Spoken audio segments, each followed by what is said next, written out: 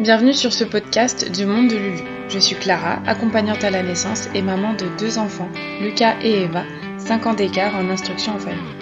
J'ai créé ce podcast pour parler de façon positive de la grossesse, de l'accouchement et de parentalité. Le but, c'est d'écraser les clichés pour reprendre confiance en soi et en son corps. Tu trouveras ici des témoignages personnels, des réflexions professionnelles, des discussions intimes ainsi que des interviews. Et ce, en toute bienveillance. Sache que chacun de ces épisodes sont le fruit de mon propre cheminement, autant personnel que professionnel. Je te propose de m'y accompagner au fil de tes envies. Je te souhaite une belle écoute. Aujourd'hui, on va parler de la peur de reproduire son schéma familial et la peur de reproduire l'éducation qu'on a reçue. De plus en plus de parents se remettent en question, réfléchissent à comment ils peuvent éviter de faire vivre à leurs enfants ce que eux-mêmes ont vécu. Ça fonctionne notamment avec les violences éducatives ordinaires. Et puis tu sais, la fameuse phrase qu'on déteste entendre, genre j'ai eu des claques et j'en suis pas mort, comme si faire survivre son enfant était le seul but de la parentalité. On est d'accord que c'est pas le cas. Et ça fonctionne aussi avec le type de famille qu'on a eu, le nombre d'enfants, etc. Pour te donner un exemple très concret, mon mari et moi venons tous deux d'une famille de 3 enfants, et pour autant très différentes, qui ont découlé à des envies très différentes. Lui étant le premier enfant d'une fratrie avec 2 petites sœurs, des écarts d'âge assez réduits. Il a été élevé comme l'aîné d'une fratrie, des parents jeunes et actifs. Moi, j'étais la petite dernière, 20 ans après les 2 premiers, presque élevée comme une fille unique, par des parents assez âgés et même à la retraite. Moi, je voulais 3 enfants, avec des écarts d'âge le plus réduits possible, et mon mari, lui, voulait s'arrêter à 2, sans trop les rapprocher, et il voulait absolument pas de 3e, sous peur de ruiner la relation des enfants des 2 premiers, et notre équilibre familial. Est-ce que nos désirs venaient de nos enfances respectives ? La réponse est assez évidente. Ce qu'on vit nous conditionne, et parfois on va tout faire pour ne pas reproduire ce qu'on a vécu, et d'autres fois, inconsciemment, on va reproduire parce que c'est comme si c'était un peu inscrit en nous. C'est pour ça que parfois il est difficile de pas crier ou de pas être violent physiquement, parce que, surtout quand on a reçu une éducation un peu à l'ancienne, comme on dit, avec des violences éducatives ordinaires. Alors comment on peut faire pour éliminer la peur de reproduire ce qu'on a vécu ? Évidemment, je vais pas te parler du fait de comment on élimine ces violences éducatives ordinaires quand on les a vécues soi-même, puisque je n'en suis pas arrivée au bout de ce cheminement-là personnellement. C'est quelque chose sur lequel je travaille encore énormément avec moi-même. Par contre, ça peut être intéressant déjà de se dire, d'arrêter d'avoir peur et d'essayer d'un peu lâcher prise là-dessus. Lâcher prise, ça veut pas dire ne pas travailler sur notre façon de faire. On est d'accord. J'ai relevé 3 points qui sont pour moi très importants. Le premier, ça va être de faire la paix avec ce qu'on a vécu. En parler librement et notamment en parler avec son ou sa conjointe. Moi, quand j'ai compris pourquoi mon mari voulait s'arrêter à 2 enfants, j'ai décidé de faire mon deuil de ce 3e enfant de mon côté. Il était absolument impensable de lui faire vivre quelque chose dont il n'avait pas envie, alors que j'étais déjà chanceuse d'avoir 2 enfants. Et puis au final, à force de vivre avec ces 2 enfants, je me suis sentie moi-même au complet, sans forcément du tout. Ça peut aussi parfois faire du bien d'en parler avec ses propres parents, faire la paix avec eux, pourquoi ils ont agi, comprendre pourquoi ils ont agi comme ça, ou fait telle ou telle chose. Moi, j'ai été élevée par des parents qui sont nés dans les années 50. C'est plutôt logique, la connaissance sur le développement de l'enfant n'était pas là où elle est aujourd'hui, par exemple. Je leur en ai jamais voulu de m'avoir élevée comme ils l'ont fait, parce que malgré les violences éducatives ordinaires, j'ai eu des très belles valeurs inculquées, une enfance très heureuse, mais ça a été un premier pas dans ma propre parentalité. De mon côté, c'est ok, je peux faire à ma propre façon.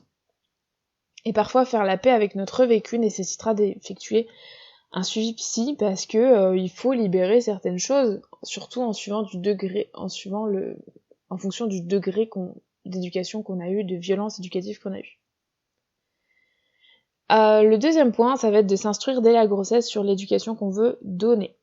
Parce que l'éducation bienveillante ou positive, comment fonctionne le cerveau de l'enfant ? Est-ce que les caprices existent vraiment ? Qu'est-ce qui est normal dans un comportement d'un enfant ou pas ?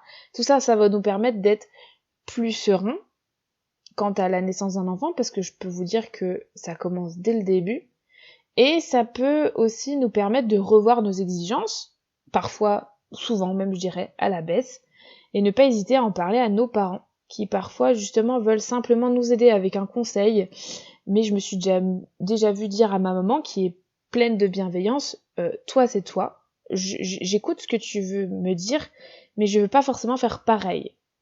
Ça veut pas dire que ce que toi t'as fait, c'est à bannir à 100%, mais je veux faire différemment, je veux faire à ma façon, et je vais sûrement faire mes propres erreurs, et c'est pas grave, en fait. Ça va nous permettre, voilà, de peut-être mettre les bases dès le début, quand on en parle et qu'on y réfléchit dès la grossesse. Et à contrario, on peut ne pas hésiter à faire barrage quand ça va trop loin. Une personne toxique avec vous le restera avec vos enfants. Alors votre rôle, c'est de les protéger. Sans rentrer dans les détails, ça nous est arrivé et c'est une des décisions les plus difficiles qu'on ait eu à prendre. Mais on sait que ça a été salvateur pour nos enfants, notamment avec les des événements dramatiques qui ont suivi. Donc c'est important de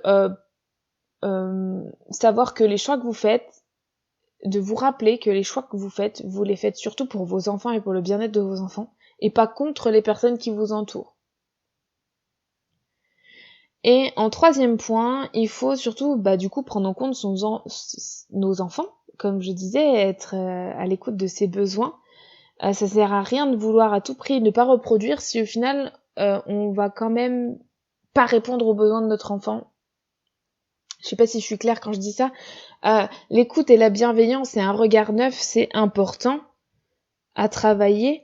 Et ça l'est d'autant plus que il va pas falloir aller à tout prix à l'inverse de ce qu'on a vécu, au point que au final, on va être totalement laxiste.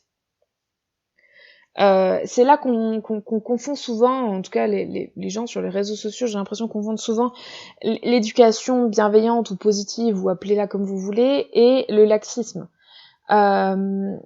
Et parfois, on remarque que des gens qui ont eu des enfances très compliquées, vont aller tellement à l'opposé qu'elles vont être complètement laxistes, et ça, pour un enfant, ce n'est pas non plus être à l'écoute de ses besoins, et ce n'est pas non plus être bienveillant, puisque au final on ne va pas lui offrir le cadre nécessaire et l'écoute nécessaire, et peut-être les valeurs nécessaires qu'il aura besoin pour grandir. Donc le but, ça va être de trouver un équilibre qui nous correspond, un équilibre qui correspond à notre enfant et à notre famille, et toujours se rappeler que de toute façon on est imparfait. Et que si déjà on se pose la question de est-ce que je suis un bon parent, alors c'est qu'il y a une remise en question, et si cette remise en question il y a, alors on est sur la bonne voie pour être des bons parents. C'est peut-être pas forcément suffisant, mais c'est la première étape de la conscientisation. On sait qu'on n'est pas parfait, et on va tout mettre en place pour être les meilleurs parents qui soient. J'espère que, en tout cas, cet épisode, que je voulais assez simple et assez court, parce que c'est un sujet qui est complexe, qui est touchy, et pour lequel je vous fais surtout part de mon expérience personnelle. J'espère en tout cas que ça t'encourage à construire ton propre schéma familial, à suivre ta propre voie en tant que parent, parce que c'est au final ça qui est le plus important, et que les autres on s'en fout. Sur ce, je te souhaite une belle journée ou une bonne soirée en fonction de ton heure d'écoute, et je te dis à très vite.